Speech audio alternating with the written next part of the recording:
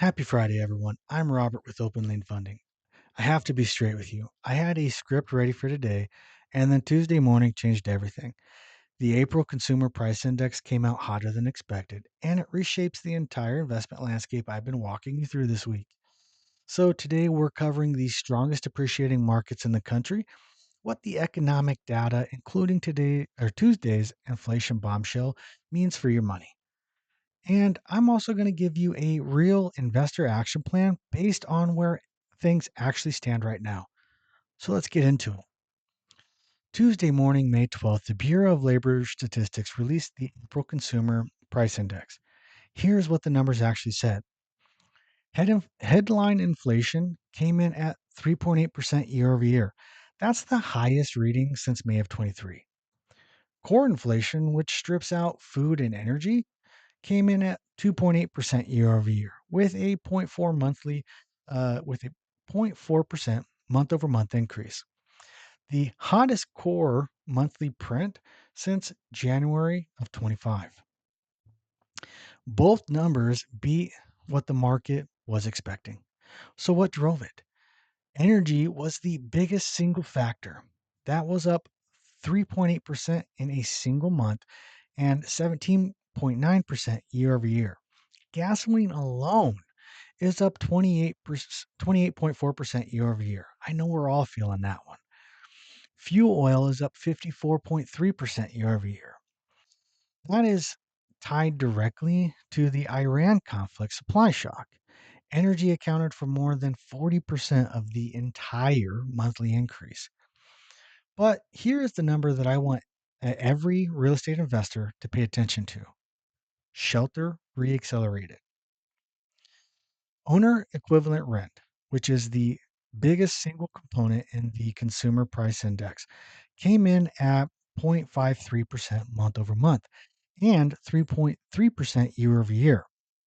That is above Zillow's own forecast at 3.2%. Primary resident rent was up 0.55% month over month, and that's after several months of shelter cooling that gave the Federal Reserve some breathing room. April broke that trend hard. And what does that mean for your deals right now? So, first, rates are moving up. The 10-year Treasury rate was at 4.3% on Monday, and you need to expect another leg higher this week. The DSCR best case pricing was at 6.2% or 6.12% to 6.25%.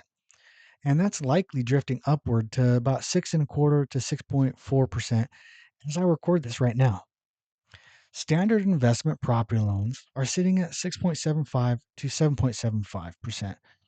And those are going to start feeling more pressure on the upper end of that range. Second, the Federal Reserve is completely locked. There is no June cut coming. That is now certain. The next realistic cut probably is pushed until the third quarter of 26, and that's at the earliest. And this is Kevin Warsh's first meeting as Fed chair, and that's going to be on June 16th and 17th. His opening move is going to be defined right now by inflation data. The market expects a hawkish posture reset. That is not good news for rate relief. Third, the May Consumer Price Index releases Wednesday, June 10th. That's 1 week before the June Federal Open Market Committee meeting. That is going to be the next major catalyst, so we need to watch it closely. Now let's talk about where appreciation is still happening because in this rate environment, market selection is everything. Chicago tops the Case-Shiller 20 City Index at positive 5% year over year. New York is still at positive 4.7%. Cleveland is at a positive 4.2%. At the state level, Illinois leads at 5.7%, with New Jersey and Connecticut both at around 5.6%.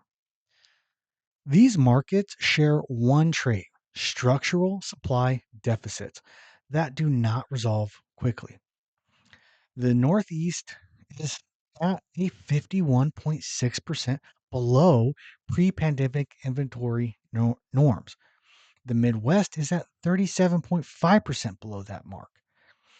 The supply shortage is what is sustaining appreciation while nearly everywhere else is flat or declining. Now, on the correction side, Denver is now the weakest major market in the entire Case Shiller index at negative 2.2%. It displaced Tampa. Los Angeles turned negative year over year for the first time in this cycle. Washington, D.C. turned negative for the first time in this cycle as well. Austin is down 6% from a year ago. Mountain Division, which is our region here in the Pacific Northwest, remains the worst performing division nationally, both monthly and annually.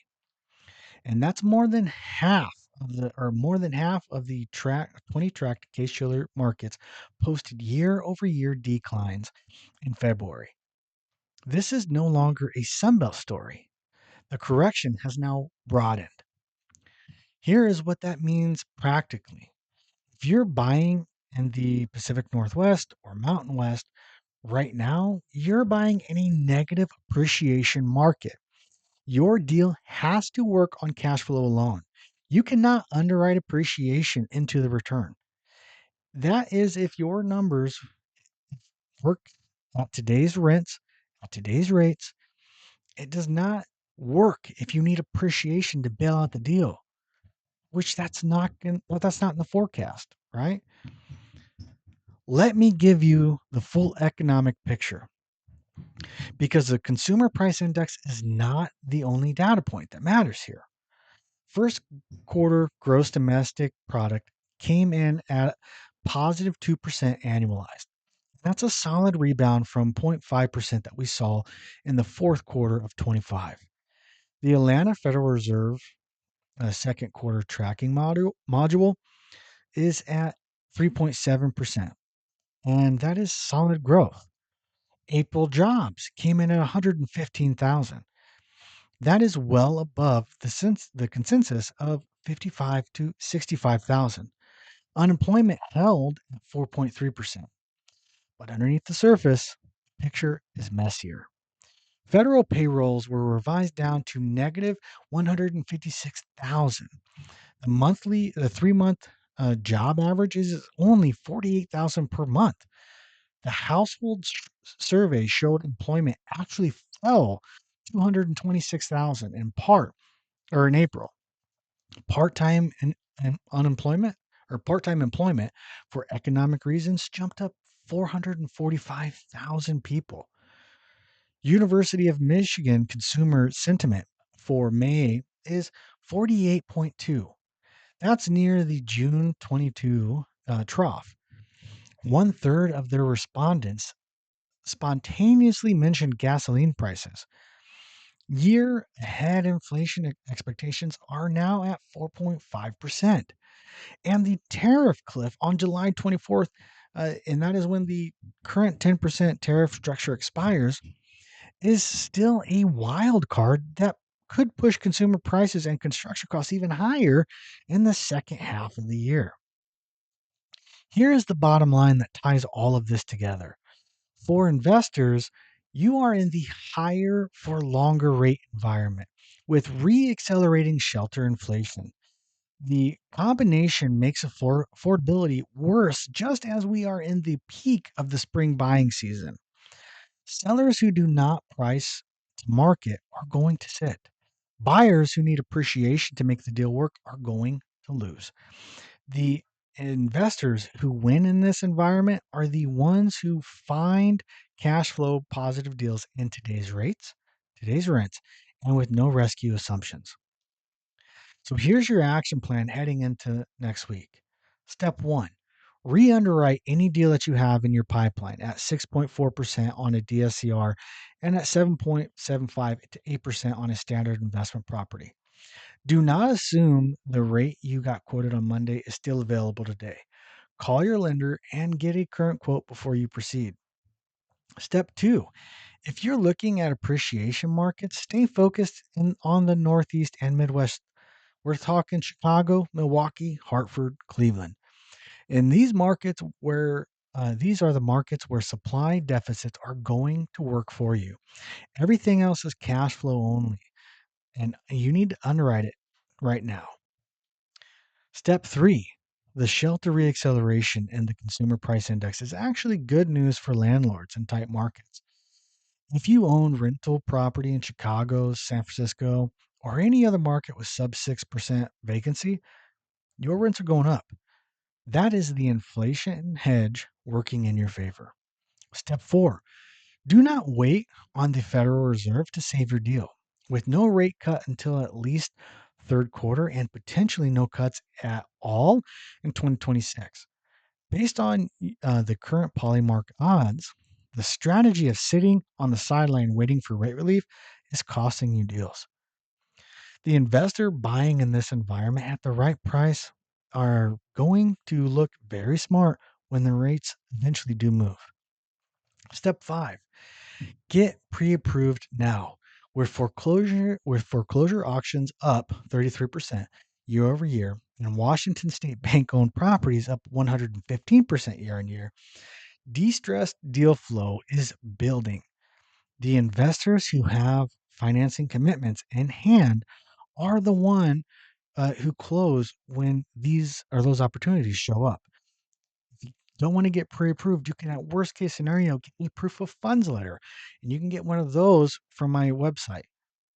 And next Monday, I am going deep on the Spokane and Coeur d'Alene market. I'm going to talk about local price trends, the massive inventory surge in Kootenai County, and the two regulatory deadlines in June that could directly affect your Spokane cash flow. I'll see you then. I'm Robert with Open Lane Funding. Links are in the description. Hit subscribe, and I'll see you Monday. Thank you, everyone.